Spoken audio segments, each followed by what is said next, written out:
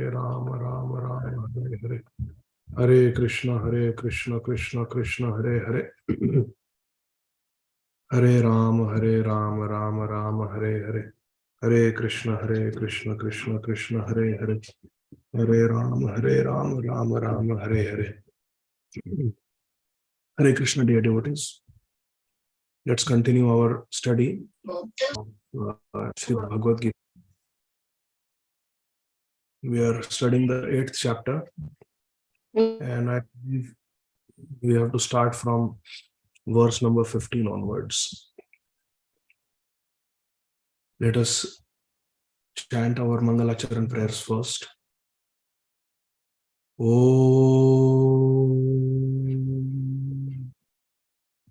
Ajnanatimmirandhasya Jnananjanashalakaya Chakshurunmilitam Yena Tasmai Shri Gurave Namaha. Shri Chaitanya Manobhishtam Sthapitam Yena Bhutale Swayam Rupa Kadamahyam Dadati Swapadantikam.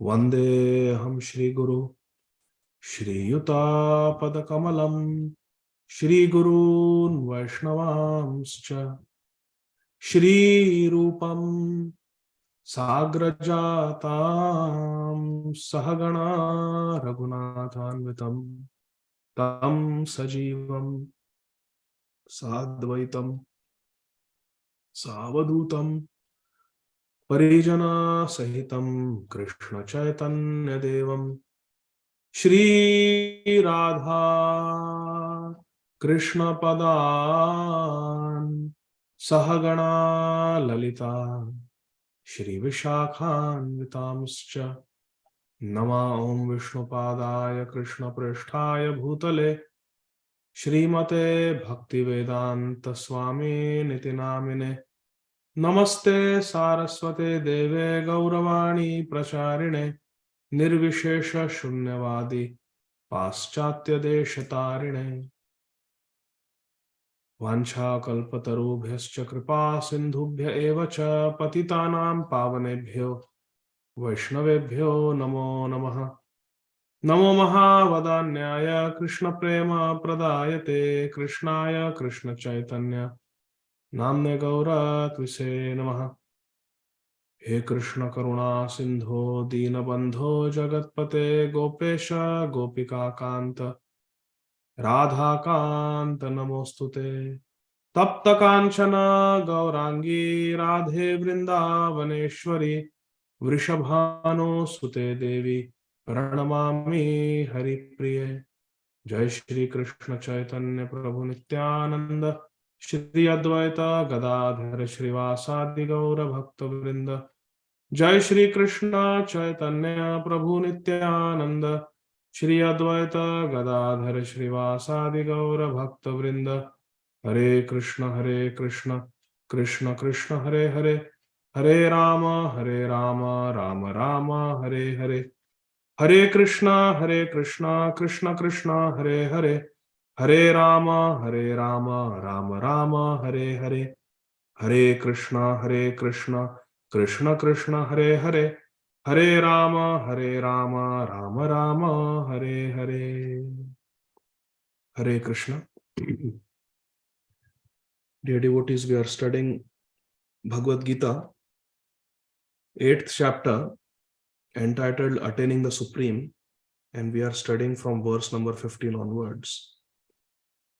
Lord Krishna is speaking to his dear devotee and friend Arjun. Krishna is saying, in the previous verses, Krishna explained how a yogi should always think of Krishna. And in the previous verse, Krishna said, Ananya Cheta Satatam Yomam Smarati Nityashaha Tasyaham Sulabha Partha Nitya Yuktasya Yoginaha. In verse number 14, Krishna said that Ananya Cheta Satatam, one who with an undeviated mind always Yomam Smarati Nityasha, always remembers me. Mam Smarati. one who with a fixed mind always remembers Krishna, tasya aham sulabha partha. O Partha, O Arjun, for such a person I am sulabh, easily obtainable. Tasya aham sulabha partha. Why? Because nitya uktasya yogina. Because he is always engaged in my devotional service. I am easily available to such a devotee. Then one may ask, what will happen, Krishna, if we attain you? What will happen if we attain you? You are saying that you are very easily attainable. Tasya aham sulabha partha. You are sulabh, you are easily obtained. What happens when we obtain you? In the verses that we are going to discuss today, Krishna is going to explain what happens when we attain Krishna. Krishna says in verse 15, Mamupetya punarjanma dukkhalayama shashvatam napnuvanti mahatmanaha samsiddhim paramam gataha.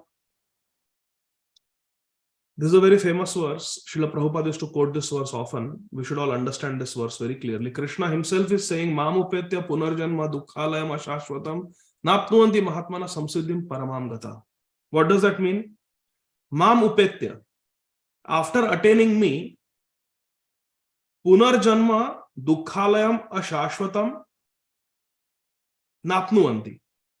One does not, napnuvanti, na apnuvanti. One does not get punarjanma, another birth in this material world, which is dukkhalayam ashashvatam. It is dukkhalaya. In this world, there is suffering and pain, and this world is ashashvatam. It is non-permanent. Even if we think we are happy in this world, it is ashashvat. It is temporary. One does not take birth. After attaining Krishna, one does not take birth in this material world.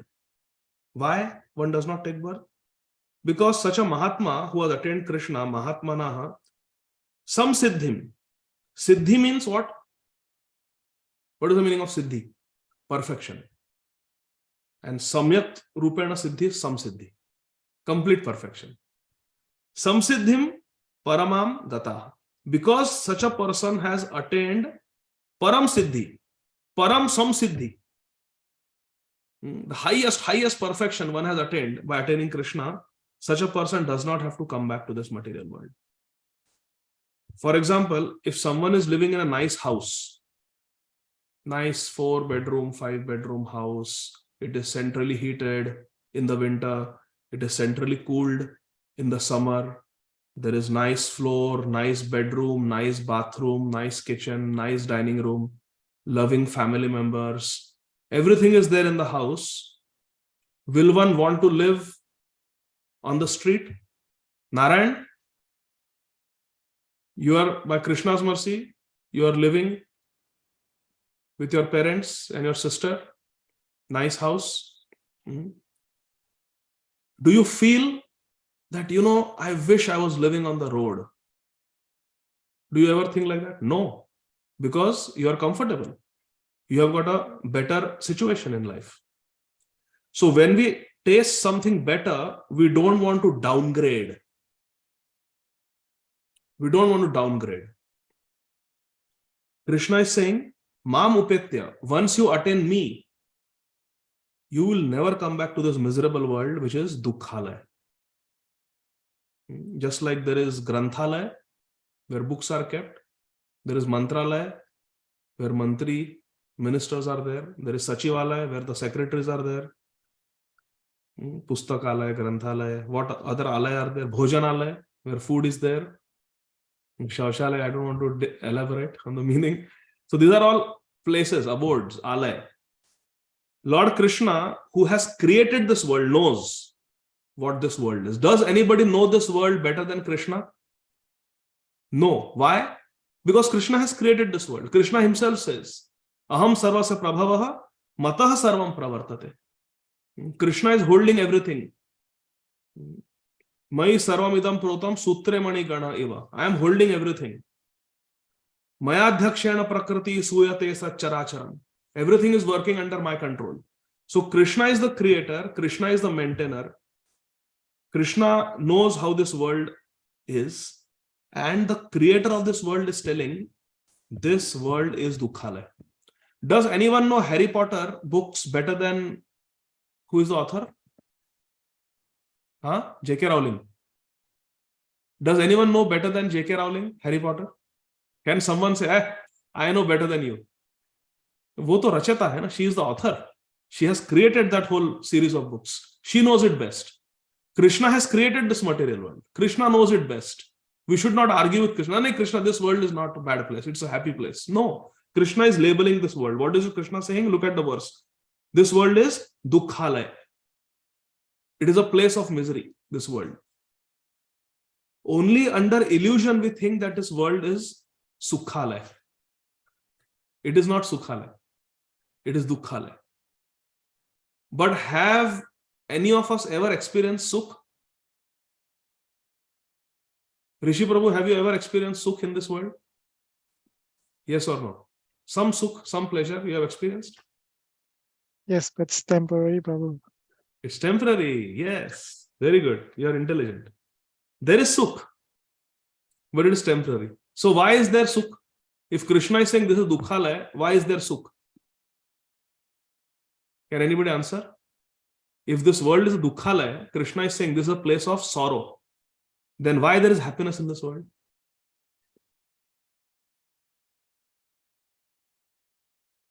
Little Nimai is very intelligent. Little Nimai is saying to trap us here. Yes. Shamchandra Prabhu. Oh, sorry. Shama Chandrika Mataji.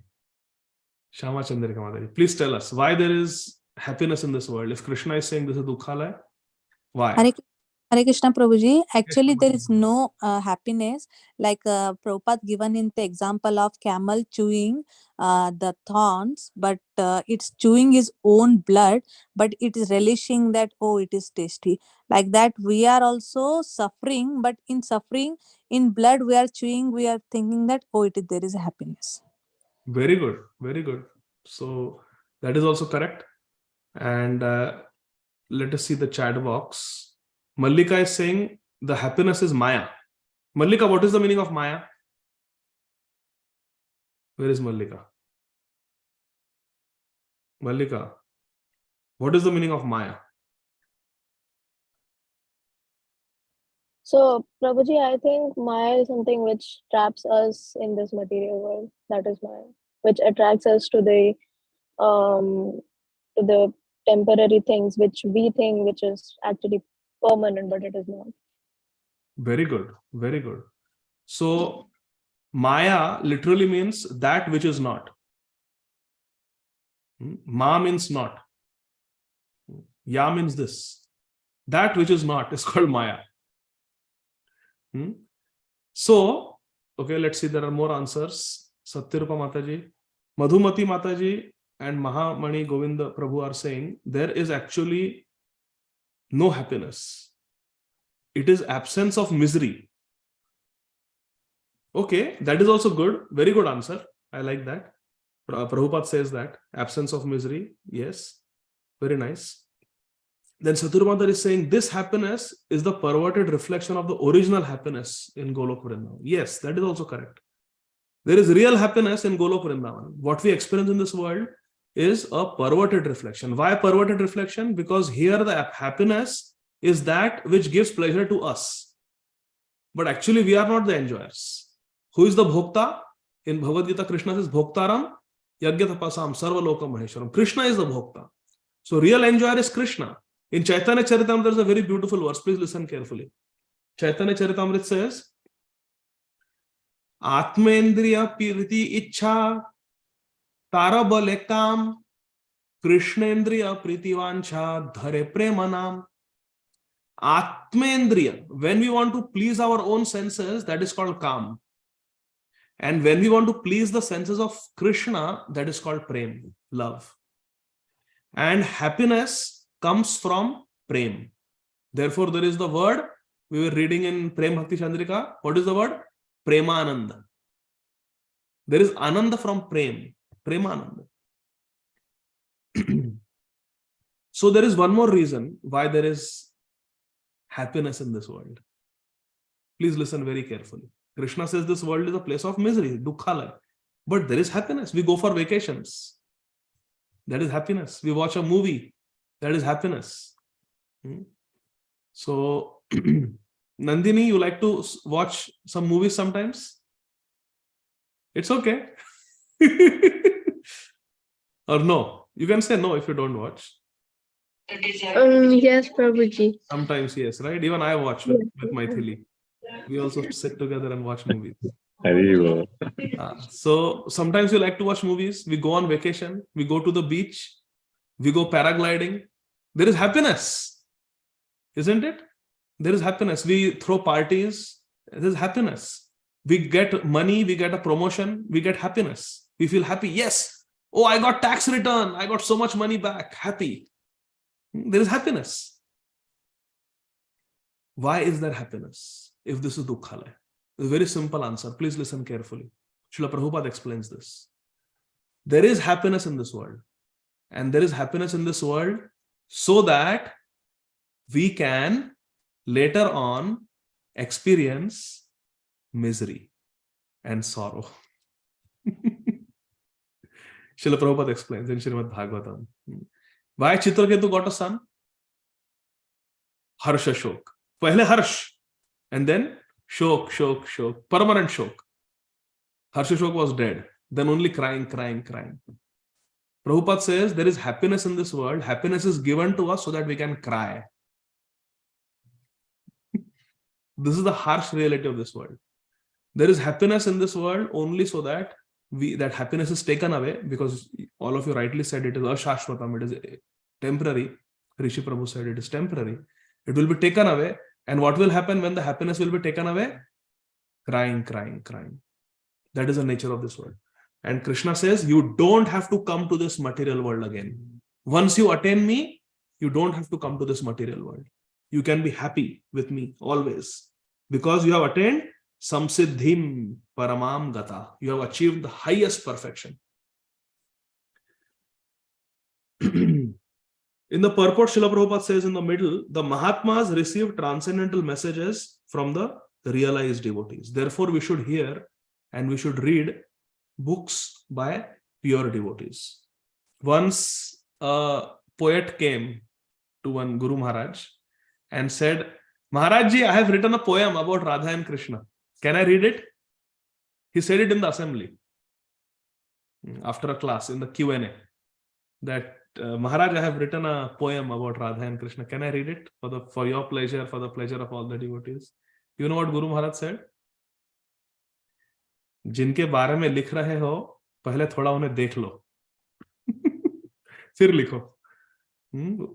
The persons about whom you are writing, Radha Krishna, first see them face to face, then write. You have not seen them, what you will write? He said, we are not interested in listening to things that are written by those who are not self-realized. You first become self-realized, then you can write.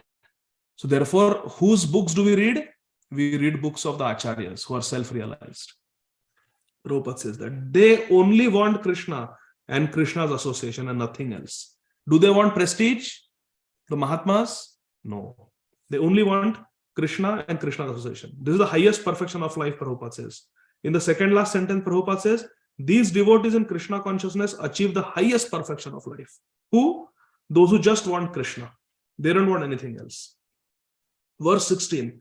Abrahma bhuvana loka punaravartino arjuna mamupetya tu kaunteya punarjanma na vidyate.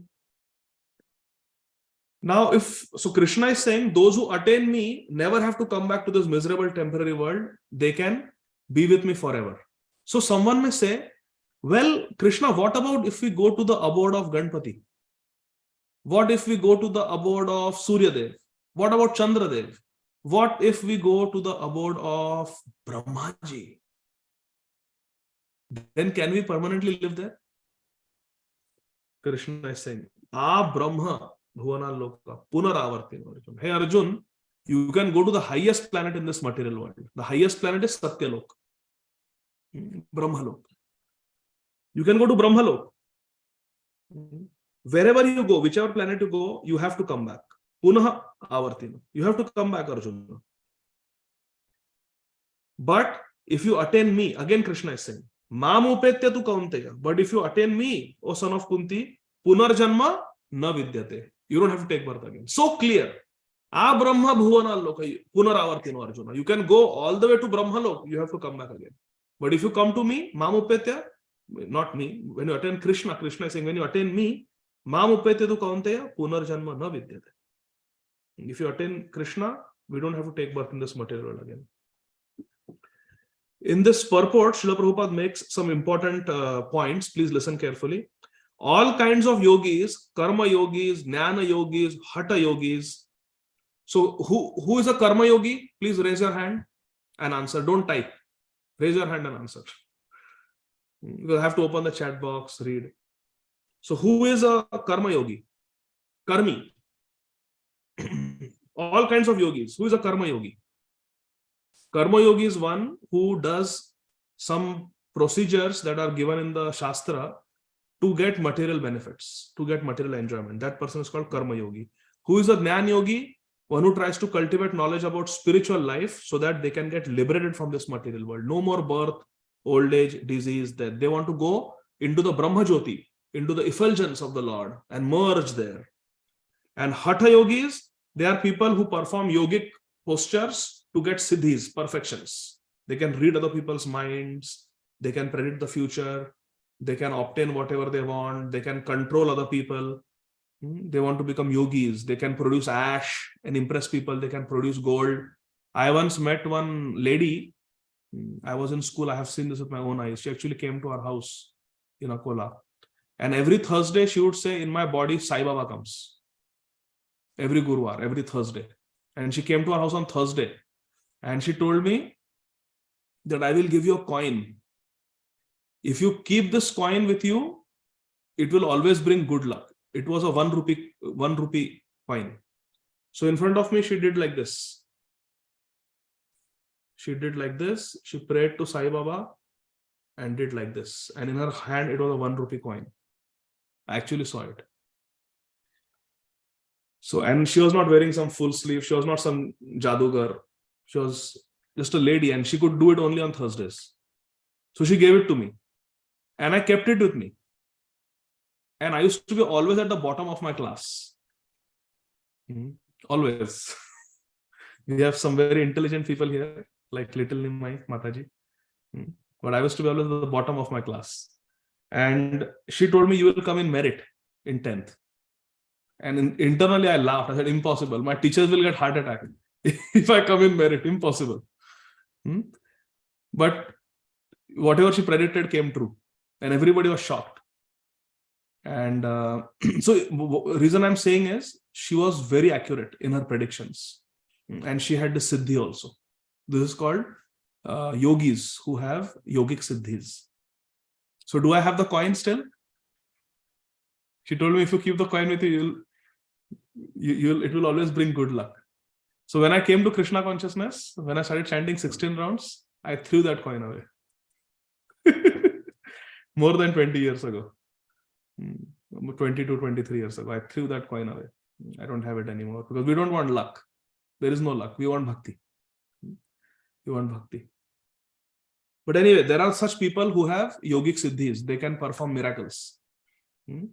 But Krishna says, Prabhupada says, look at the purport. Prabhupada says, all kinds of yogis, karma yogis, jnana yogis. Another person I saw, he used to look for accidents on the road. Whenever there was an accident on the highway, some car crash, or somebody dies in an accident on the road, he would be waiting for such opportunities and he would run there.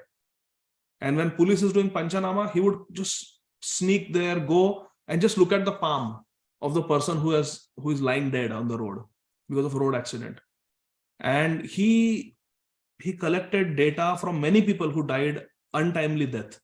He would go to the hospitals, he would go to the mortuary and look at the hands of people who had just died and what age, how old they were. And he became a very good palmist. He studied palmistry, became very good palmist. And he could also predict future very accurately. So there are people like this who learn these different science and then they make predictions, and he would also do face reading. And sometimes when he would do face reading, and this fellow was a Muslim, by the way, he was not even a Hindu. He was a Muslim, but he was a very accurate palmist and very accurate face reader.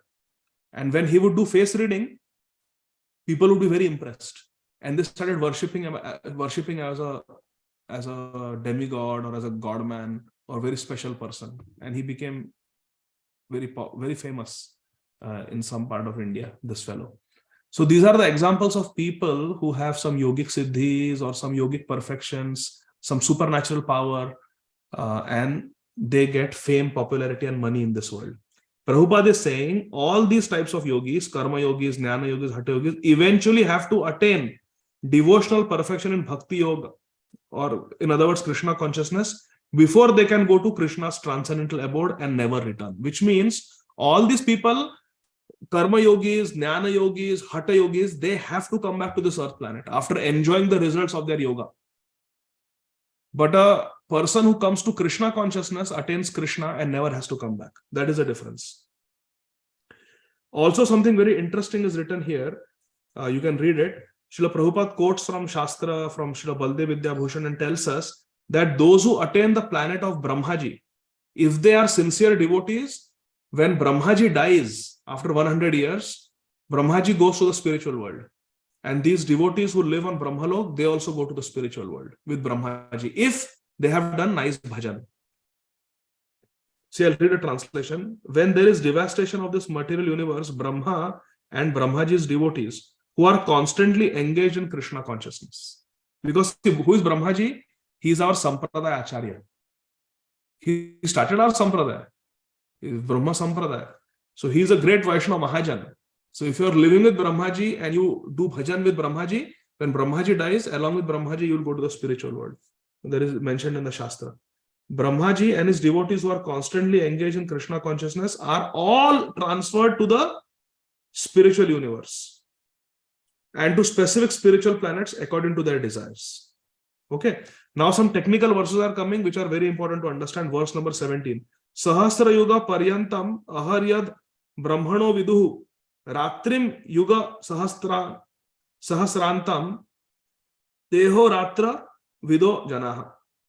By human calculation, 1,000 ages taken together form the duration of Brahma's one day, and such also is the duration of Brahmaji's night. So 1,000 yugas. It says Sahasra Yuga Paryantam. Ahar. Ahar means one day. So one day of Brahmaji is 1,000 yuga cycles on earth. Now Prabhupada in the purport explains that one day of Brahma, one ahar of Brahma is one kalpa. It is 1,000 yuga cycle. And what is one yuga cycle? Satya Yug, Treta Yug, Dwapar Yug, Kali Yug. This one cycle is one Divya Yug. 1,000 such yuga cycles is one day of Brahma. And the same duration is Brahmaji's night. Same duration is Brahmaji's night. And Brahmaji lives for 100 such years. And each year has 360 days. So one Divya Yuga cycle is multiplied by 100, by 1,000, multiplied by 2 because it is day and night, multiplied by 30, multiplied by 360, multiplied by 100. This is the lifespan of Brahmaji. And that comes to 311 trillion, 40 billion earth years. This is the lifespan of Brahmaji. He lives for 311.4 trillion years. Not million years, not billion years, trillion years. Brahmaji lives. But see what Prabhupada says. By these calculations, the life of Brahma seems fantastic and almost interminable. But from the viewpoint of eternity, it is as brief as a lightning flash. Why? Because in the causal ocean, in the Karana Sagar, there are innumerable Brahmas arising and disappearing like bubbles in the ocean. With Mahavishnu's breathing, so many Brahmandas are created. And when Mahavishnu breathes in, inhales, they are all destroyed. So Brahmaji, like how much we are breathing, like that Mahavishnu breathes. And with each expiration, Brahmaji is created, time is set into motion, and when he inhales, again, it's withdrawal and finished. So therefore, in the material world, according to scientists, the time is linear, right? Keeps going, that is time. But according to the Vedic conception, time is it linear? Yeah, it is cyclical. Like that. Prabhupada says, in the material universe, not even Brahma is free from the process of birth, old age, disease, and death. Everybody has to go through Janma, Mrityu, Jara, Vyadhi. Verse number 18, Krishna says, at the beginning of Brahma's day, all living entities become manifest from the unmanifested state. And thereafter, when Brahmaji's night comes, all living entities are again merged into the unmanifest state again. So when Brahmaji's night comes, everything is destroyed in this material world. And when Brahmaji's day comes, again Brahmaji recreates everything. Every day he recreates. Like we may brush our teeth very nicely at night. Floss, mouthwash, brush, use a tongue cleaner, chaka-chak, and we go to sleep. What happens when you wake up in the morning? Again, we have to brush. We cannot say, "Arey yaar, kal to brush kiya tha raat ko.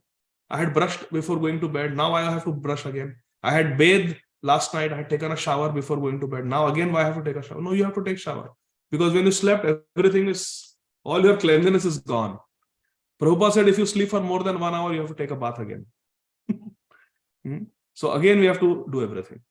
Again, we have to put, comb our hair, moisturize our skin, wear fresh clothes, put our clothes for wash. See how we have to start all over again? Similarly, Brahmaji also. He creates the whole world. For one day, everything stays. Krishna comes, gives him darshan once a day. Lord Ram comes, gives him darshan once a day. Shri Chaitanya Mahaprabhu comes, gives darshan once a day. Brahmaji's day goes on nicely. There are 1,000 Divya Yuga cycles of Satya Yuga, Treta Yuga, Dwapar Yuga, Kali Yuga. 1,000 times it happens in one day. Then Brahmaji goes to sleep. When Brahmaji wakes up, everything is finished. Again, he has to recreate. And when Brahmaji dies, then the universe only is completely destroyed. The whole Brahmanda is unmanifested, destroyed.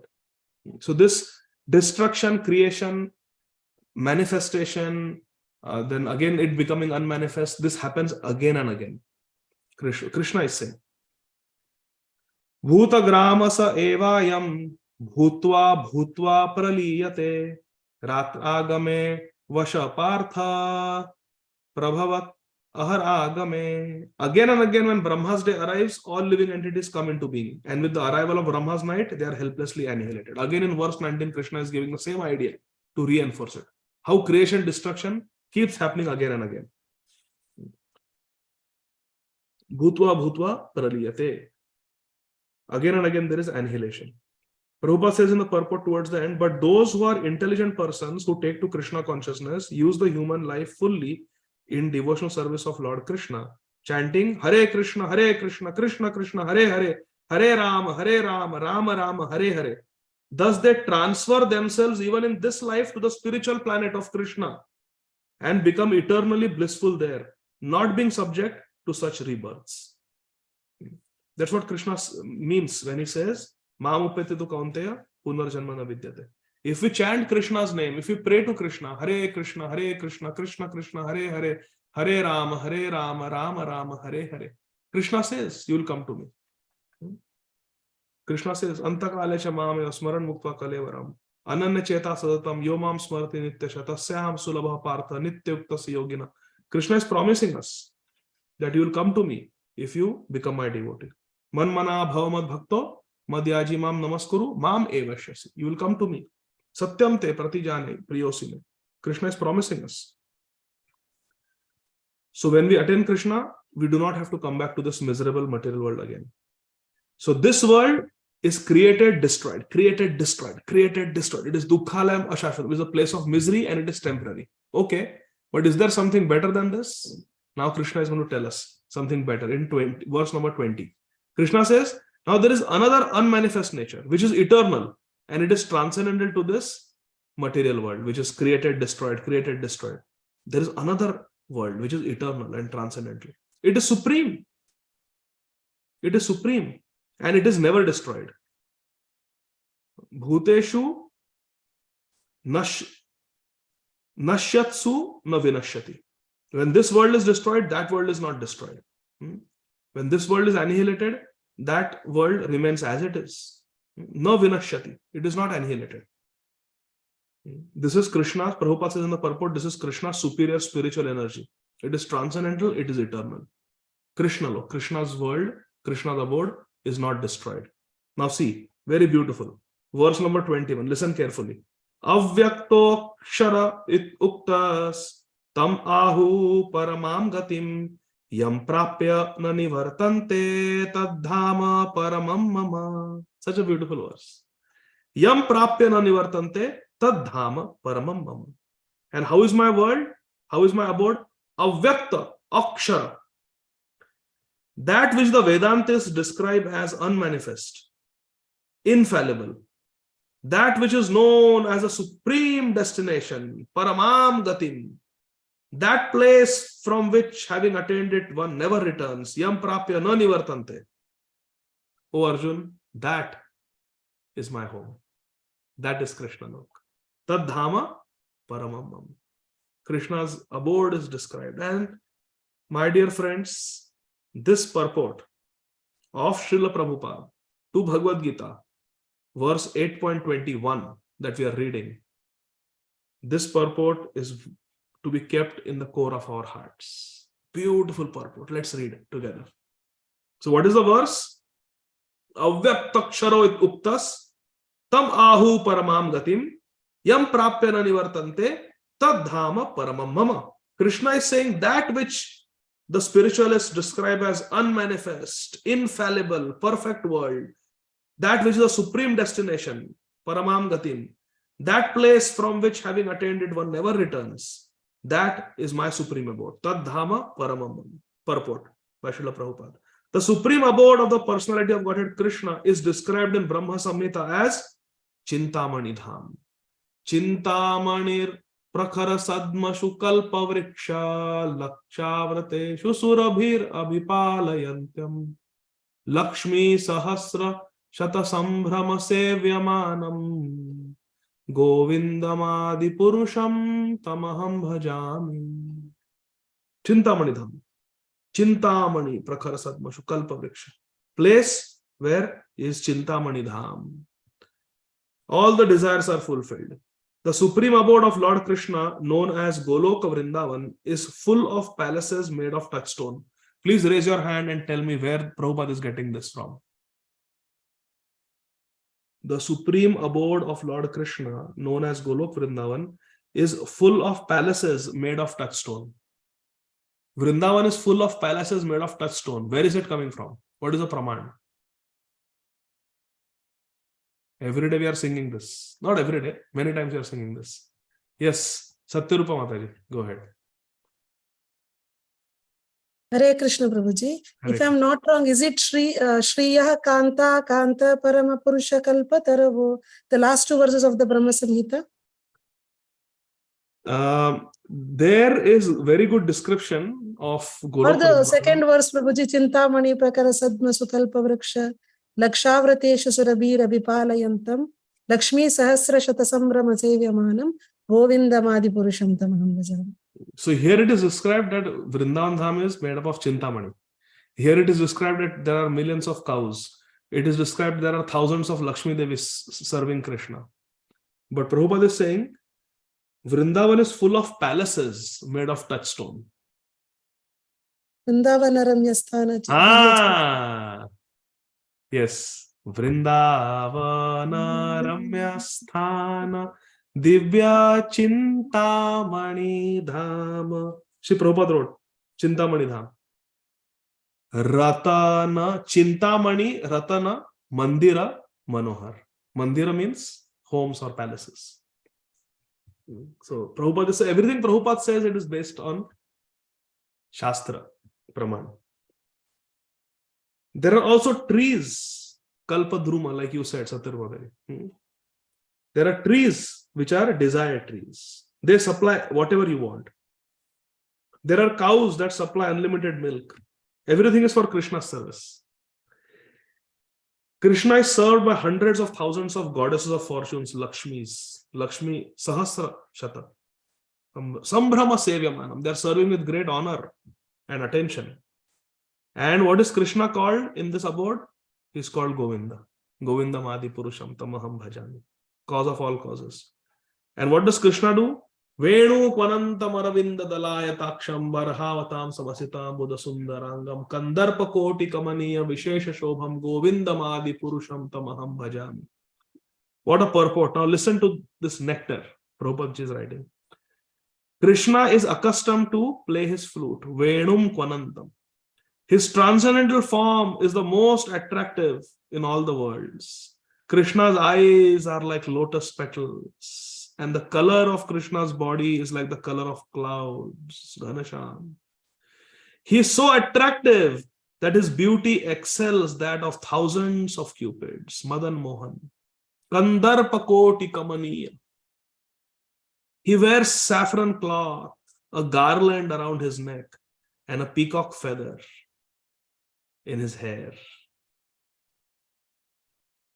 Hare Krishna. And this Bhagavad Gita, where such beautiful description of Krishna is described, we are able to distribute it to people on the streets in book distribution marathon.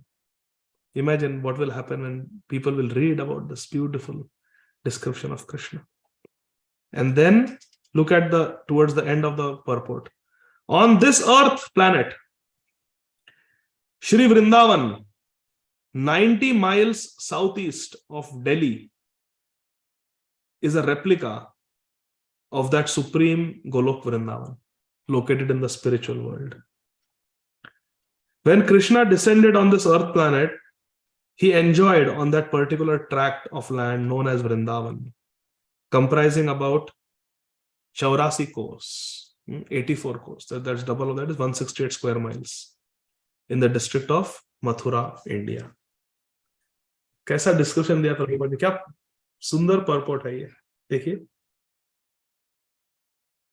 Prabhupada ji is telling everyone that Golok Vrindavan has manifested on this earth planet in India, near Delhi, 90 miles southeast of Delhi, in the district of Mathura. There is 84 kos Vrindavan. So beautiful. Verse number 22, Krishna is saying, Purusha sa paraha partha bhaktya labhyas anannaya yasyantah sthani bhutani yena sarvam idam tatam. The Supreme Personality of God, who is greater than all, is attainable by unalloyed devotion. Bhaktya labhyas anannaya. Only by ananya bhakti one can get Krishna. Although Krishna is present in his abode, he is all pervading and everything is situated within him. Yena sarvam idam tatam. So this is Krishna's description. He can be attained only by bhakti, and Krishna is all pervading. Everything is situated within him. Nothing is outside of him. But still, he tad dhama paramam mama. Krishna has his own dham where he lives with his devotees. Last paragraph of this purport, Prabhupada ji writes, the Brahma Samhita 5.37 also confirms that although Krishna is always in the supreme abode Golok Vrindavan, he is all pervading. So that everything is going on nicely. Goloka eva nivasati. Akhilatma bhuta. He is Akhilatma bhuta, but Goloka eva nivasati. He always lives in Golok Vrindavan. As stated in Shvetashvatara Upanishad 6.8, Parasya Shaktir Vividhaiva Shuruyate Swabhaviki Jnana Bala Kriyacha. Krishna's energies are so expansive that they systematically conduct, Swabhaviki, they systematically, naturally, easily conduct without a flaw everything in the cosmic manifestation. Swabhaviki, Jnana Bala Kriyacha. Although Krishna is far away in his abode, his energies are working so perfectly. His Bahiranga Shakti, his Tadastha Shakti, his Antaranga Shakti, his Kala Shakti, his Guna Shakti, through these various Shaktis, Parasya Shakti, Vividhaiva, his various Shaktis, everything is going on. Yatra Kale Anavrittim, Avrittim Chaiva Yogina, Prayata Yanti Tam Kalam, Vakshami Bharatarshabha. O Bharatarshava, O best of the Bharatas, I shall now explain to you the different times at which passing away from this world, the yogi does and does not come back. When a yogi, whether a karma yogi, jnana yogi, hatha yogi dies, there are different circumstances under which the yogi will successfully go to higher planets and not come back, or will have to come back. But Prabhupada ji writes in the purport very clearly, look at the first paragraph, the unalloyed devotees of Krishna who are totally surrendered souls, Sharanagat Bhaktas, do not care when they leave their bodies and by what method. They leave everything in Krishna's hands, and so easily and happily they return back to Godhead. But those who are not unalloyed devotees and who depend instead on such methods of spiritual realization as Karma Yoga, Jnana Yoga, and Hatha Yoga must leave the body at a suitable time in order to be sure of whether or not they will return to the world of birth and death. This is the thing. If one is a Karma Yogi, Jnana Yogi, Hatha Yogi, then they have to depend on their own power. But if someone is a devotee of Krishna, then devotion means Sharanagati. And in Sharanagati, we are just offering ourselves to Krishna. Maro bhi rakho bhi jo ichha tohar. Nachao nachao Prabhu, nachao se mate. You can do, I am your puppet. Kash tera puthali yatha. Nachao se mate. I am like a wooden puppet in your hands, Krishna. You can do whatever you want. So in the path of Sharanagati, Krishna takes responsibility. I will protect you. I will bring you to me. Whereas in the path of yoga, we are depending on our bal. Apabal, tapabal, or bahubal. Chautho hai baldam. Sura kishor kipate sabbal, hare ko harinam. But a devotee, he has seen this material world, he has understood it as material world, and has completely convinced that this material world is very unpredictable, very miserable place. And all the strength that I have in this world, my own strength, my own knowledge and arguments, the power of my 5 Pandav husbands, the power of my debate and argumentation and logic with Bhishma Dev and Dhritarashtra, my own strength, holding my sari with my teeth, invoking the laws and principles of dharma in front of Dushasana and Duryodhana, nothing is going to work. Nothing is going to work. Even my tapasya bal is not going to work. Apabal, tapabal, or bahubal, chautho hai baldam. Sura kishor kripate sababal. Actually, all the strength is coming from Krishna. This we have to understand. From Kishor Kishori. Sura kishor kripate sababal, hare ko harinam. A person who is completely akinchan, completely defeated, Tvam akinchara gochara, Kunti Devi said. That one who is completely defeated in this material world, like Gajendra was completely defeated. Please pay attention, my dear friends. Gajendra was being pulled by the crocodile. Draupadi's sari was being pulled by Dushasana. Gajendra's family members, wives and children, they were watching for some time, then they also turned away and went away, leaving him all alone. Draupadi appealed to her 5 husbands, appealed to grandfather Bhishma Dev, appealed to the Raja, Dhritarashtra, Kripacharya, Dronacharya. Nobody could help. Gajendra fought for some time with the crocodile, ultimately got tired and weak. Draupadi also fought with Dushasana for some time, but then she also got tired. Hare ko harinam. A person who is completely, thoroughly defeated, only that person can call out Harinam with feeling. Kunti Maharani says, Janma Aishwarya Shuta Shribhir. One who has got any faith in different faculties, different power banks that we have, money, contacts, influence, this, that, good health, good wealth, good intelligence. If we think we can do it, then we are by ourselves. But if we think we cannot do it, but Krishna, I am depending on you, then it is upon Krishna, whose power is great. Sura Kishor Kripate Sababal, Hare ko Harinam. One who has accepted defeat, only that person from the heart can call out like Gajendra and Draupadi, hey Krishna, hey Govinda. Mahaprabhu taught us to pray Krishna, Krishna, Krishna, Krishna, Krishna, Krishna, Raksha Mam. Krishna Keshava, Krishna Keshava, Krishna Keshava, Pahi Mam. Very important verse. Prabhupada writes this in the beginning of Krishna book. Krishna, Krishna, Krishna, Krishna, Krishna, Krishna, Krishna, Hey. Krishna, Krishna, Krishna, Krishna, Krishna, Krishna, Raksha Mam. Krishna, Krishna, Krishna, Krishna, Krishna, Krishna, Pahi Mam. Mahaprabhu said this. So therefore, a person who has completely accepted defeat can take to Krishna consciousness seriously.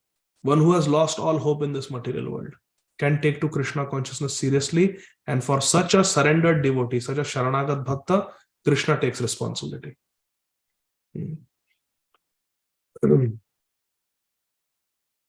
Tasyaham samudharta mrityu sansara sagara. Krishna says that I will deliver them from this mrityu samsara sagar. It is my responsibility. And Prabhupada tells that story from the Puranas. There is a story in the Puranas. Once there was a sparrow and somehow wind blew and from the nest the egg was blown on the seashore and then wave of the ocean came and took away the egg. Now imagine, egg is the baby of that bird. How a mother will feel if the baby is lost. That sparrow was heartbroken. My babies, my babies. And she said, she begged the ocean, please, Samudra Dev, return my eggs. Who is going to listen to a little sparrow? Samudra has got such big, big waves and so many aquatics have taken shelter in the Samudra. Samudra Dev did not even listen to Lord Ram. What is Samudra Dev going to listen to a little tiny sparrow? But the sparrow was determined. I have to save my babies. So she said, I will take one drop in my chorch, in my beak, and I will fly far away and drop it, then come back, take another drop from the ocean, fly far away, drop it. In this way, I will empty the whole ocean and find my little eggs. This was the great determination of the bird. Now, is it possible for the bird to transfer the whole ocean elsewhere? The ocean is so big, the bird cannot even fly far enough to cover the whole ocean. So it's a mission impossible. It's not possible to do this. But she had determination. Utsahat nishchayat dhairya. I will do it for a right cause. Even though it is impossible, I will do it. Just like Jatayu. Was it possible for Jatayu to kill Ravan? Whose son Meghnad had defeated Indradev and captured him and brought him like a prisoner. Unke baap, Ravan. One bird can defeat, vulture can defeat Ravan. And Jatayu was old and Ravan was at the peak of his youth. Jatayu was unprepared, he had no weapons, and Ravan had come well prepared, armed with all his weapons. Was it possible? Impossible. But what did Jatayu do? He gave it everything he had. Everything he had. And he pleased Lord Ram. And when Lord Ramchandra came, he was there when Jatayu left his body. Just like for Bhishma Dev, for Haridas Thakur. For Jatayu also Lord Ram was there. So his life was successful. Lord Ramchandra came for Jatayu, Krishna Chandra came for Bhishma Dev, and Gaura Chandra came for Haridas Thakur. All of them are successful. Perfect departures. And Vrindavan Dham came for Srila Prabhupada. Harinam Prabhu came for Srila Prabhupada. So like that. Impossible. But the sparrow had Utsahat Nishchayat Dhairyat. So then the sparrow was trying and nothing was happening. Who saw the sparrow? Who noticed the sparrow? Who? Who saw the sparrow? Who wants to answer? Who noticed the sparrow's efforts? Satyavale Singh Garudji. Narayan, who saw the sparrow?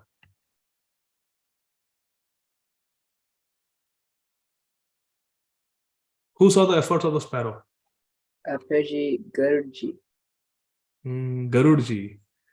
Puja Mata is saying Garudji. No. Who saw the efforts of the sparrow? Who is the transcendental Sutradhar who facilitates all the Leelas? Shripad Narad Muni. Shripad Narad Muni saw the little sparrow struggling. It's a Puranic story. And Shripad Narad Muni went to Garudji. Garudji को कहाँ समय है? भ्रमण करने वाले तो हमारे नारद मुनि है ना. Narad Muni is the traveling preacher. Garudji is always in the service of Lord Krishna. Narad Muni saw. Narad Muni went to Garudji and said, Garudji, your little sister needs you. Your little sister needs you. Said, my sister? Yes. The sparrow is your little sister. A tragedy happened. Her eggs have been swallowed by the Samudra Dev. And this is what she is doing. Your little sister is in a very difficult situation. Please go and help her. So Shripad Narad Muni told Garudji. Garudji immediately came. Garudji told the Samudra Dev, there is so much power in my wings. When I flap my wings, the Vedas manifest. I've got so much power that with my flapping of wings, I can dry you up. I can carry planets. In fact, Ananta Brahmanda Nayak, Mahavishnu, Lord Vishnu, Lord Narayan, I carry him on my back. What is the weight of one planet? And what is the weight of one ocean? I can dry you with my wings. I can swallow you with my beak. What should I do? Tell me, Samudra Dev. Samudra Dev came with folded hands. Trahimam, Trahimam, Trahimam. What do you want, Garudji? Garudji Maharaj, what do you want? I want the eggs. Give the eggs back. Samudra Dev gave the eggs. That is called Sharanagati. Not on our strength, but on the strength of Krishna. We cannot do it, but Krishna can. Sometimes devotees ask us, how I can chant 64 rounds? How I can control the anarthas? How I can do this? How I can do that? Surdas ji says, Apabal, Tapabal, aur Bahubal, Chauto hai Baldam, Sur, Kishore, Kripate, Sabbal, Hare ko Harina. We cannot do it on our strength. We have to understand we cannot overcome the anarthas on our strength. We cannot chant on our strength. We cannot do anything on our strength. What we should have is, we should have the desire to do it. We should have the commitment to do it. And we should attempt to do it like the sparrow. Did the sparrow get the eggs back? No, not on her strength. Garudji got it. But who got the credit? The sparrow. Who was happy to get the eggs back? The sparrow. But who did it? Garudji. But why Garudji did it? Because Gurudev intervened, Narad Muni. And Gurudev was pleased with the bhajan, sadhana. The sparrow was making rounds. One drop, throw it. One drop, rounds. So we have to do our rounds. By the rounds, Gurudev will be pleased. And when Gurudev will make a recommendation for us, then the strength will come from up. And baat ban jayegi. We will be successful. So that is the Siddhanta. So Prabhupada is saying, those who are unalloyed devotees, they leave everything in Krishna's hands. And very happily and easily they return to Godhead, Prabhupada says. But those who are not unalloyed devotees, then they have to leave, they must leave body at suitable time, or they will return to the world of birth, and that Prabhupada says. Look at the first paragraph. Okay, so it's 1 hour. We will continue from verse number 24, Krishna willing, next Wednesday. Śrīmad Bhagavad Gītā ki jai. Shri Krishna Chandra Ju ki jai. Jagat Guru Srila Prabhupada ki jai. Nitai Gaur Premanandi. Hari Hari Bol. Thank you very much. Hare Krishna. Any questions or comments? No? Okay. So we can. Yes, Arjun Prabhu, please go ahead. Hare Krishna Prabhuji. Hare Krishna. One quick question on Bhishma Pitamaha. Is he considered as Krishna, or he went to heaven based on his powers? Like, how do we treat that? Yeah, in Śrīmad Bhagavatam, first canto, it is described that Bhishma Dev was a very great devotee. And he went back to Krishna's abode. He went back to Vaikuntha. He went to Vaikuntha after he died because Krishna came at the time of his death. And he focused his attention on Krishna at the time of dying. And Krishna says in Bhagavad Gītā, Anta kalesha mameva smaran muktva kalevaram. If you remember Krishna at the time of death, we attain Krishna's planet, Golok Vrindavan. So Bhishma Dev went to Vaikuntha. As far as Bhishma Dev siding with Duryodhan is concerned, that was all Krishna's Leela. Krishna wanted Bhishma Dev to fight on the wrong side, on the side of the sinners. Because Krishna wanted to make a statement that you may be powerful person like Bhishma Dev, but if you take the side of irreligion, if you take the side of adharma, then you will be defeated, even though you may be powerful person like Bhishma Dev. Krishna wanted to give this message to the whole world, and for that, Krishna needed a very powerful devotee. So Krishna told Bhishma Dev that you play the role of fighting on the wrong side and get defeated, so that the whole world will get this lesson to learn. That one may be very talented, one may be very resourceful, one may be the best in the world in their field of expertise, one may be very competent, but if one is on the side of adharma, ultimately the person will be defeated, because ultimately dharma wins, because Krishna is the protector of dharma. Krishna establishes dharma. Dharma samsthapanarthaya sambhavami yuge yuge. So that is the lesson. Bhishma Dev was a devotee and he went back to Vaikuntha for his service to Krishna. Is that okay, Arjunji?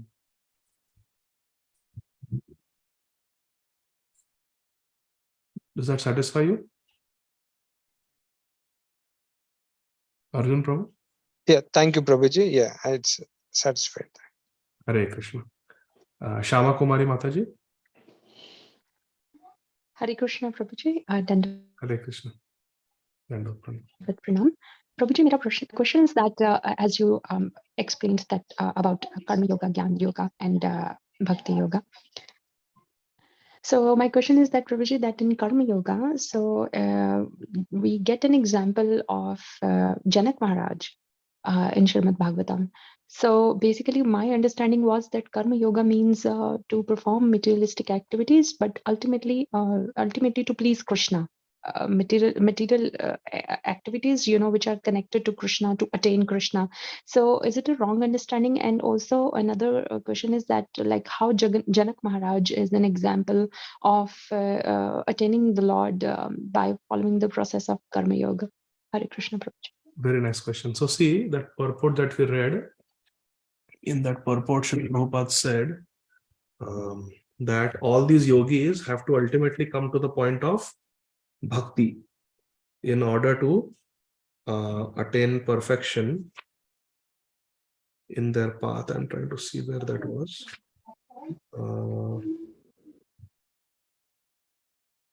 Yeah. So see Bhagavad Gītā, chapter 8, verse number 16, 8.16.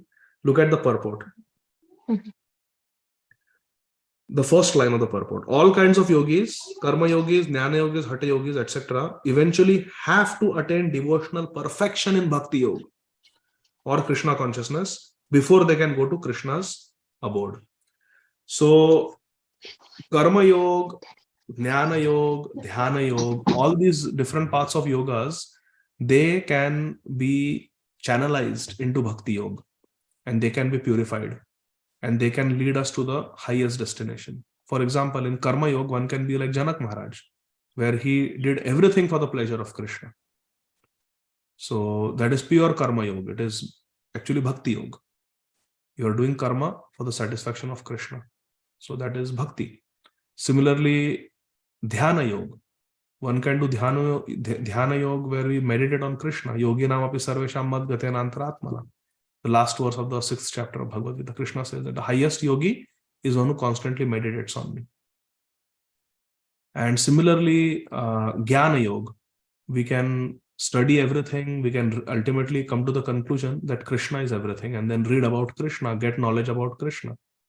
Bahunam janmanamante jnanavan mam prapadyate vasudeva sarvam iti sa mahatmasu durlabha. So karma yoga, dhyana yoga, jnana yoga, they can be purified and transformed into pure bhakti. And Janak Maharaj is that example. He is the example of the highest karma yogi. He did everything for Krishna's satisfaction. So that's why he is a Mahajan. But here, what Prabhupada is referring to is the ordinary karma yogis. They are karma mishra bhaktas. They do karma for sense gratification and some for dharma, some for Krishna. It's mixed. It's not unalloyed. Okay. It's not pure. Okay? Right. But So Janak basically, Maharaj is an unalloyed example of karma pure yoga karma. is not possible at all. Sorry? Only the souls like Janak Maharaj who are pure, they can perform unalloyed karma yoga, but generally it's not possible for people in general.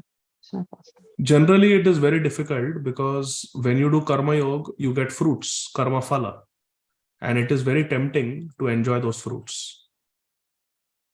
और ऐसे विरला ही कोई होता है जो उन फलों का त्याग कर सकता है, उन भोगों का त्याग कर सकता है. So it's a difficult path. But Yukta Vairagya is better, where we are not attached to the fruits, where we are not attached to whether this is modern or ancient. Whatever is there, you use everything in Krishna's service under the guidance of Guru, like Prabhupada. He used dictaphone, he used jet planes, everything. Even though traditionally it is said a sannyasi should never leave India. There are many traditional people, orthodox people in India who say that when a sannyasi leaves the holy land of India, they lose their purity. क्योंकि स्थान दोष होता है, अन्न दोष होता है, संग दोष होता है. So they give various reasons. But Srila Prabhupada saw that there was practically no way of preaching to the Western world without physically going there. So following the orders of his Guru Maharaj, Srila Bhakti Siddhanta Saraswati Thakur Prabhupada, our Prabhupada, Srila Bhaktivedanta Swami Maharaj Prabhupada, he went to the West and did. So the ultimate thing in bhakti is to do what Guru and Krishna want us to do. That leads to the highest perfection. That is the safest thing to do.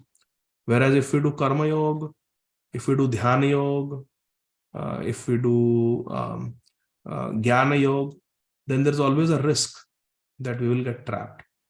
But the best thing is to be under the Guru and do just exactly what Guru Maharaj has told us.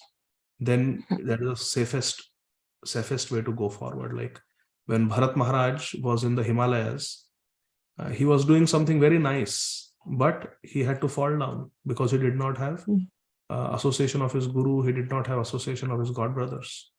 He did not have devotee association, so he fell down.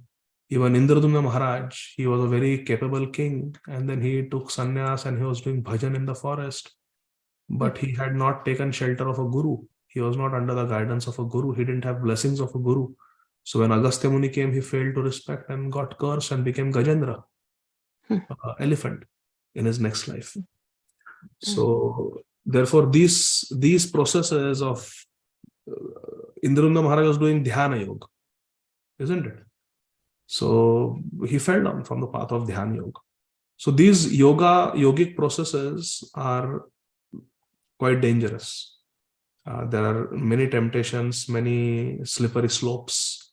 Therefore, the best way is neither Karma Yoga, nor Dhyana Yoga, nor Jnana Yoga, but to engage in Bhakti Yoga.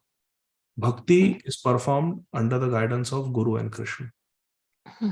Always. So, therefore, Bhakti Yoga is the safest process because there we are always surrendered. We are always under the guidance of a superior authority at every step. And if Guru Maharaj says, go to the Western world, if Guru Maharaj says, do this, Guru Maharaj says, you sit under this tree and do bhajan, whatever Guru Maharaj says, we do that, we are protected. Whereas in the other paths, there is independence because we are depending on our bhajan. We are depending on our strength. Whereas in Bhakti, we are under the guidance of Guru. So Bhakti Yoga is the best, safest. Okay? Is that okay, Shama Kumari Mataji? Yes, Prabhuji. Yes, thank you. Thank you for the answer, Prabhuji. Generally, when we talk to the people, when we preach them, regarding Bhagavad Gita, one thing with Indians especially, it is always very common that they say that, oh, we are performing our karma very nicely, and what is all about that is what it is all about, performing your karma nicely, and that is what we are doing, that is what written in Bhagavad Gita. So what should we say, in that limited time to them, anything which is really effective and can change their conception, for karma yoga? Because sometimes I get this question that, oh, I know about Bhagavad Gita. Karma yoga is Krishna has said that perform your duty nicely and that's it. So what should be my response to them, Prabhuji? In the short time when we are interacting with people, trying to give them Bhagavad Gita on the streets, there is no time to give elaborate explanations, nor are they receptive. So we can simply tell them that, yes, you are very nice gentleman, and you are doing very nice karma yoga. I can see that.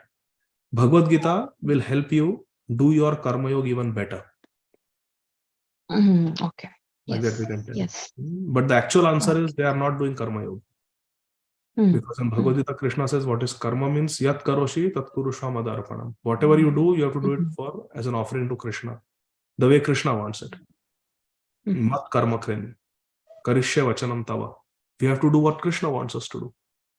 And then Krishna has described the different divine qualities, demoniac qualities, what we are supposed to do, what we are not supposed to do.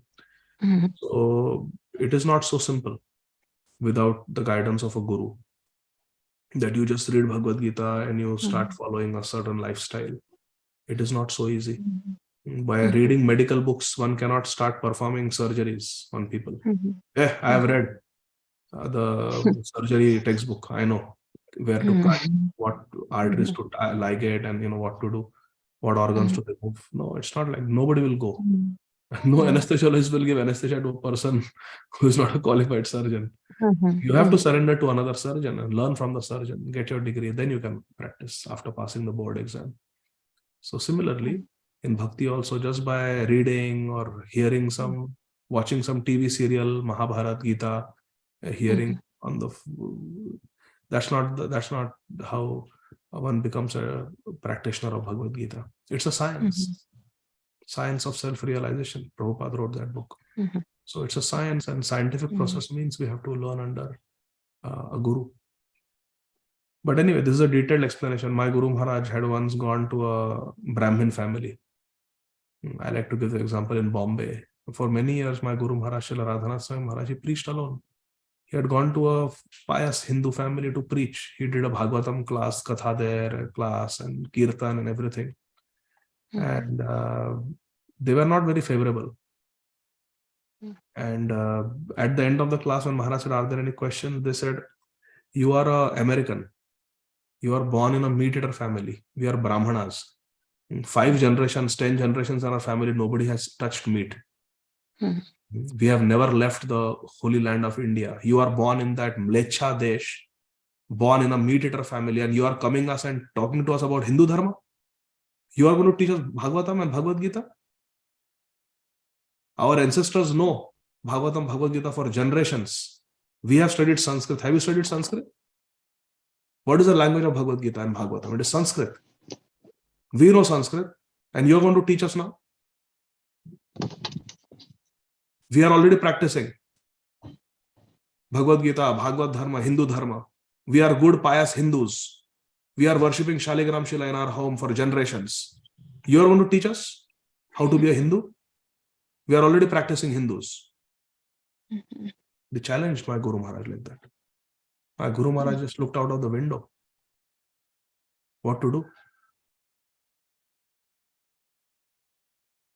Maharaj looked out of the window, and there were some boys playing cricket, gully cricket. Maharaj asked them, those pious Hindus, what are they playing? What are they doing, those boys? Oh, they are playing cricket. Maharaj said, what are they playing? Bola, they are playing cricket. Maharaj again asked, what are they playing? We told you, Maharaj, they are playing cricket. cricket, cricket. Maharaj said, really? They are playing cricket? Yes, they are playing cricket. How many players are there in cricket on each side? They said 11. How many are there? Are they 11 on each side? How many umpires are there in cricket? At least 2 umpires. Are there any umpires? How many stumps are there in cricket? 3 stumps. They are keeping a bicycle, and the tire of the bicycle is the stump. Is that cricket? Where is the crease? Where is the pitch? What is the size of a cricket playground? How many yards? What is the size of this area where they are playing? Is that cricket? Are they wearing pads? Are they wearing gloves? Are they playing with a season ball? They're playing with a tennis ball. How can you play cricket with a tennis ball? That's not cricket. Which cricket law book says this is cricket? But you said 3 times they are playing cricket, they are playing cricket, they are playing. You don't know what is cricket. This is not cricket. You are saying you are practicing Hinduism. That is like these people playing cricket. It looks like cricket. A bystander will say this is cricket. It is not cricket. You feel you are practicing Hinduism, but you don't know because you are not in a parampara. Evam parampara praptam. Imam Rajarsi Ovidu. You don't know anything. You sit down and listen. When the acharyas are speaking from the parampara, you sit. You think you are practicing Hindu. This is not Hinduism. You simply have ahankar. First lesson of Bhagavad Gita is you become dainya.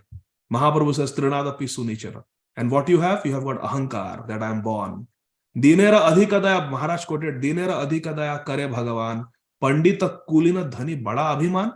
You have got kul abhiman, that you are born in a very Brahman family, pious Brahman family. You will never get Krishna. Dinera adhikadaya kare Bhagavan. Krishna is available to Haridas Thakur, not to some proud Pandit like you. Dinera adhikadaya kare Bhagavan. Pandit, kuli, dhani, bada abhiman. Chaitanya Charitamrita says. Then they sat down, their son became a brahmachari, hearing this answer of Maharaj about cricket and Hinduism. But on the street, we don't have time. So you can just say that Bhagavad Gita will help you become a better karma yogi.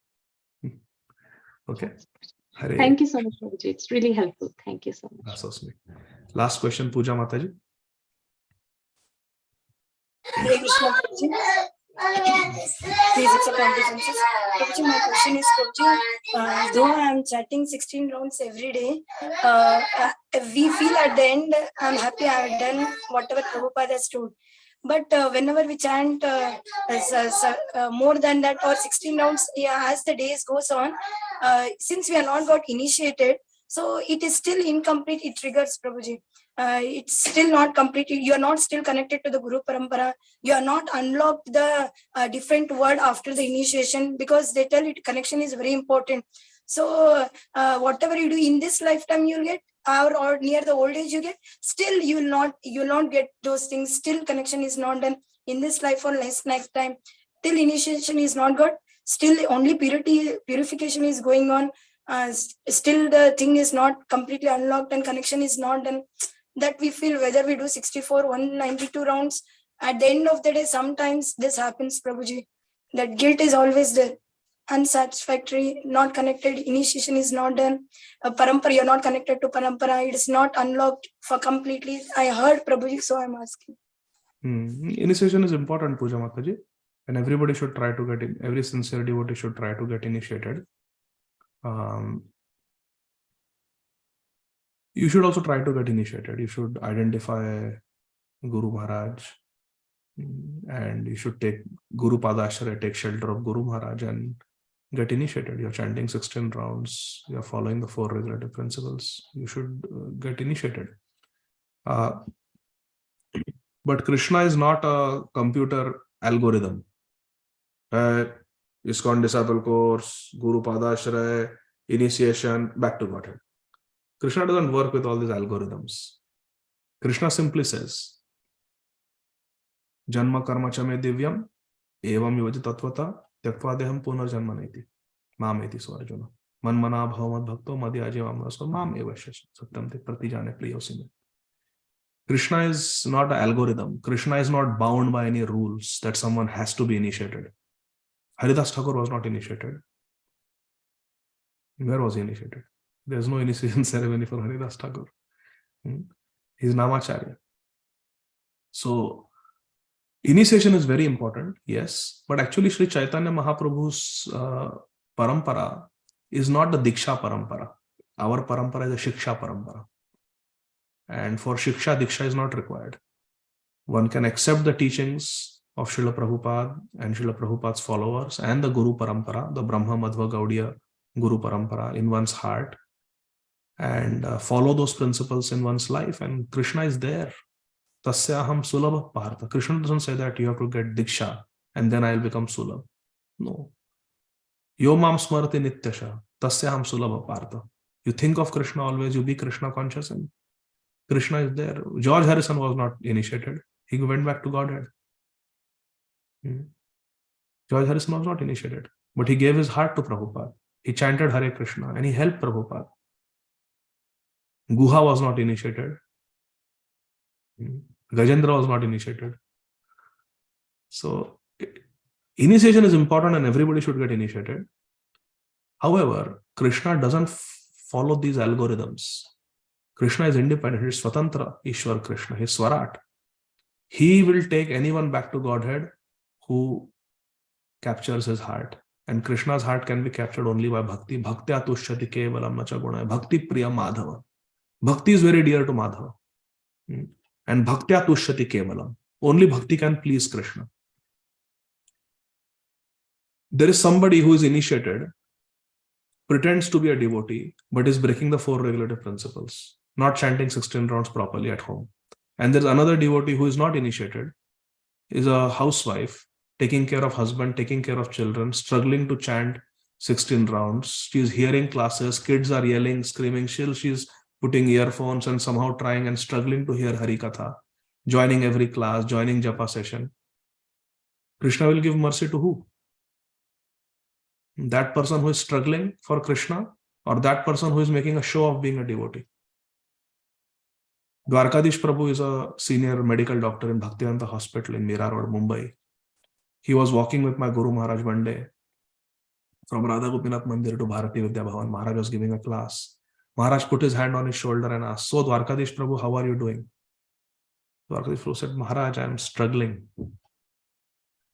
How much for a grahastha, for a doctor? How much? There are so many busy hospital, COVID patients, ICU is full. You are working 16, 17 hours, chanting 16 rounds, struggling. It's a very difficult life. Plus you're a counselor and so many devotees want guidance. It's difficult. Dwarkadish Prabhu said, "Maharaj, I am struggling." Maharaj embraced him and said, "Thank you." Thank you for struggling. You are struggling. Krishna says, "Thank you. You are struggling for me. I am there for you." We are struggling for Krishna. It's so difficult. His Holiness Indradumna Swami Maharaj left everything, joined the temple. Later on, even gave up the pleasures of family life, a young child, and took sannyas. Prabhupada was in Europe, and Maharaj, Indradumna Swami Maharaj, Prabhupada was flying from America to Europe for preaching, and His Holiness Indradumna Swami Maharaj was selected to travel with Prabhupada and serve Prabhupada there. He was on the flight with Prabhupada. They had no possessions, nothing. When we travel, we pack prasad, do this, do that. Those days they had no money, nothing. But just to be with Prabhupada, just to serve Prabhupada, he got on the plane. There was no prasad. On the plane, Prabhupada was given some fruits, some oranges to eat. That's all. Prabhupada ate the orange. And so, not the santra like you get in India. It is, the orange in America is like a mosambi. You have to cut it. You don't peel it, you cut it. It's called navel orange. You cut it. So you pick up with the skin, you eat the pulp of the orange and you leave the skin. So Prabhupada ate the santra like a mosambi, cut mosambi. Prabhupada ate and he put the skin on the plate.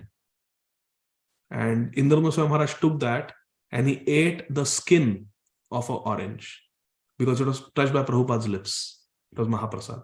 There was no other food. How many of us have taken a lunch on a flight with just orange skin? That is what His Holiness Indradumna Swami Maharaj did. He comes from a good family, wealthy family. Why these hardships? Nothing. And on the full transatlantic flight, Nothing else to eat. Just those Mahaprasad from Prabhupada's plate. Skin of the orange. He comes and one of the checked in bag has not arrived. And it has got Prabhupada's books with 8 Bhagavatam commentaries, and Prabhupada needs it for his daily translation. Prabhupada says some devotee has to stay back at the airport until that suitcase arrives in the next flight. And he has not eaten anything for 16 hours, just the skin of the orange. And more important than that, he wants to attend Prabhupada's arrival kirtan, Prabhupada's arrival lecture that Prabhupada is going to give at Bhaktivedanta manor.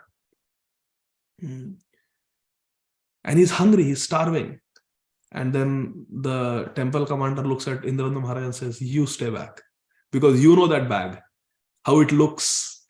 So you stay back at the airport. So he has just arrived, he's tired, he wants to take a shower, he wants to eat prasad, he wants to just lie down on a bed and take a rest, his whole body is aching. You stayed there. Nobody knows how many hours it's going to take for the next flight to come and that suitcase to arrive. But he stays back hours, just without food. And these devotees are very strict. They would not eat outside food. He's waiting. Finally, the flight comes, the suitcase comes, and he has no money and no help. Now the suitcases have four wheels and you can just drag them, pull them along. In those days, you have to carry those trunks. So he's carrying that trunk, dragging it. It's got Prabhupada's Bhagavatam and Prabhupada's books. He comes, somehow tells a taxi driver, just take me to Bhaktivedanta manor. I'll give you the money when I get there. I don't have any money with me right now. Just take me. And it is raining and he's standing at the curbside in the rain. There is nothing covering. He's getting wet in London rain, completely drenched. And the taxi comes, he puts the suitcase, sits down completely wet, shivering in the cold, arrives at manor, begs some devotees for some money, pays the taxiwala, takes the suitcase. Now he's really starving. It's been like 24 hours, he has not eaten anything. He carries that heavy suitcase inside and sees that the feast is just over. Prabhupada came, there was tumultuous kirtan, Prabhupada gave an arrival lecture, there was a welcome feast, all the devotees ate, and not a morsel is left for Indrabandhu Swami Maharaj. Not a morsel. Nothing is there. Devotees are preparing to go to sleep. Maharaj arrives and someone tells him, Prabhupada's room is upstairs, go keep the suitcase in Prabhupada's room. Prabhupada is waiting for the suitcase. Indrabandhu Maharaj carries that suitcase, nobody helps him, carries the suitcase up the stairs, goes to Prabhupada's room, open Prabhupada's room to keep the suitcase inside, and he sees Prabhupada right in front of him. He offers his obeisances to Srila Prabhupada, and Prabhupada leaves, goes in the inner room. Prabhupada is actually in a gamcha, about to go take a shower or something. So Prabhupada is in the gamcha, he offers obeisances. By the time he gets up from offering obeisances, Prabhupada is gone. Gone inside the bathroom. But there is another devotee in the room who witnessed this. And his eyes are big. And he's got a big smile on his face. And he says, Indrabandhu, did you hear what Prabhupada said? And Indrabandhu Maharaj said, I just felt Prabhupada tapping me on my shoulder and say something, but I couldn't understand what Prabhupada said. And then now Prabhupada has left. The other devotee who was eyewitness to this, he said, yes, Prabhupada patted you on your back and said, so much struggle you have done for me. So much struggle in this material world. But when you leave this body, very easily Krishna will take you to Golok Vrindavan. Very easily. In this life, lot of struggle. But then, very smooth. Smoothly Krishna will come and take you. Tasyaham samuddhartha mrityu samsara sagarat. So Indrabandhu Maharaj felt so good that I struggled so much, but Prabhupada came and said that now a lot of struggle in this world is there, but in the end, Krishna will come and take you very easily. Prabhupada blessed. Satyam vidhatum nija bhritya bhashitam. So like that, in this material world, there is a lot of struggle. And the more we struggle, the more we please Krishna's heart. And if Krishna is pleased, our ticket to Golok Vrindavan is confirmed. It's just a matter of time. So Krishna does not see whether one is initiated, one is not initiated. In your heart, you should accept the Guru. Nobody in the history of this world has gotten Krishna without a Guru. So Guru we must have. That is our responsibility. But giving us Diksha is Guru's, up to the Guru. Guru may give, Guru may not give. Our duty is to accept Guru Ashray and follow the instructions of Guru. So you accept Prabhupada as your Param Guru, you accept one of the honest, sincere followers of Srila Prabhupada as your spiritual master, follow the instructions, hear their Harikatha through Vani, be connected, do Seva, and follow the instructions. That is more important. That is real initiation. To accept the instructions is a real initiation. And then let death come. The parampara is with you. Prabhu Krishna is there with you. Prabhupada is there with you. Nobody is going to reject because, oh, abhi tak initiation ceremony hua nahi hai. Aisa thodi hota hai. Krishna is bhavagrahi. He sees the bhav in our heart. Bhavagrahi Janardhan. He is not concerned with these formalities. Initiation is important, but real initiation is in the heart. More important than Diksha is Shiksha. Srila Baldev Vidyabhushan was not a Diksha disciple of Srila Vishwanath Chakravarti Thakur. Srila Bhaktivinoda Thakur did not get Diksha from Srila Jagannath Das Babaji Maharaj. No. Our parampara, if you see, it is a parampara of Shiksha. Shiksha is more important than Diksha. Diksha is there, definitely. And like I said, you must get initiated. But if Durdaiva se initiation nahi hua, that is not a disqualification. But being initiated and not following the principles, not chanting, is a disqualification. There was a disciple of Srila Bhakti Siddhanta Saraswati Thakur, Prabhupada.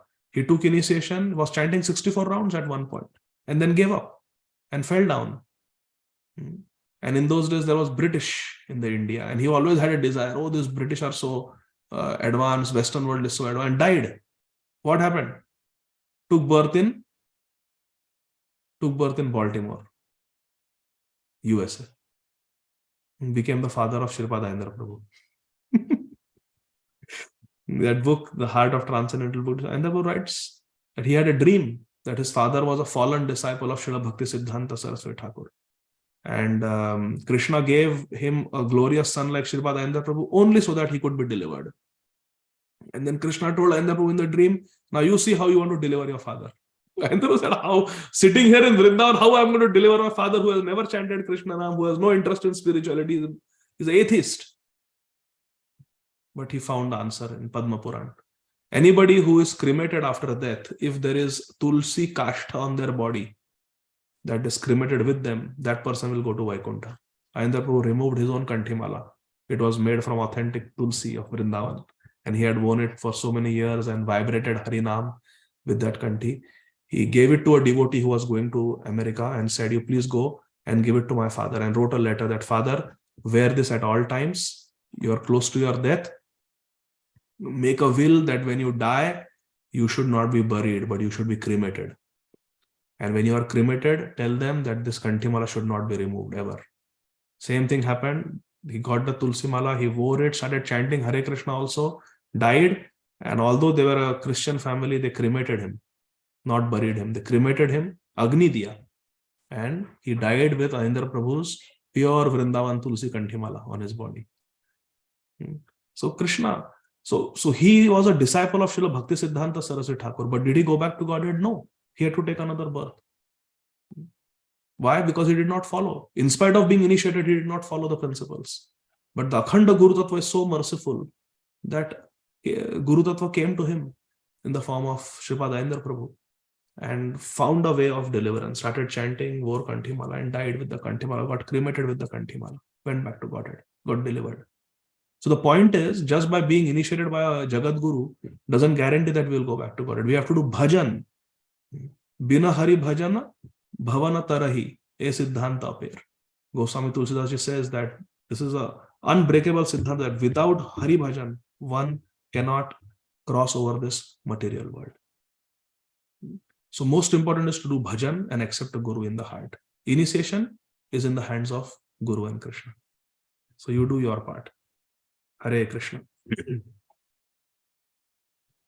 Last question very quickly. Ajinkya Prabhu, go ahead. Hare Krishna Prabhuji, Dandavat Pranam. Thank you Prabhuji for the wonderful story of Indradyumna Maharaj and about Ayendra Prabhu's father. So Prabhuji, I had this question since last few days that I have read in Srila Prabhupada's purpose that Prabhupada has said two things.